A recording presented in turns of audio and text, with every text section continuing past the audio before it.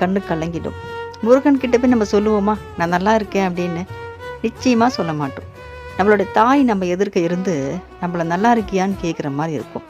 அது முருகன் கோயிலுக்கு போனாலும் சரி, முருகர் படத்தை பார்த்தாலும் சரி, முருகரோட வேலை பார்த்தாலும் சரி, நம்ம பிரச்சனையோடு நம்ம அந்த வேலையோ முருகனுடைய முகத்தையோ பார்க்கும்போது நம்ம கண்ணு கலங்கிடும்.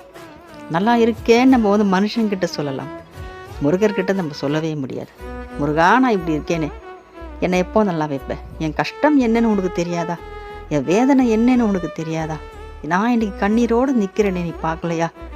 என்னோட கண் கலங்கிருக்கே, உனக்கு தெரியலையா? உனக்கு 12 விழின்றாங்க, அதில் ஒரு விழியில் கூட நீ என்னை பார்க்கலையா? உன் மனசை தொடுற அளவுக்கு நான் உண்மையில அன்பு வைக்கலையா? நான் உன்னை எப்போதான் நேசிக்காமல் இருந்திருக்கேன்? எக்கணமும் நான் உன்னை தானே கூப்பிட்டுருக்கேன். நீ என்னை பார்த்து அருள் செய்யணும் இல்லையா? உன் குழந்தை நான் கஷ்டப்படலாமா அப்படின்னு நம்ம மனசு உருகி கண்ணில் தண்ணி வந்துடும்.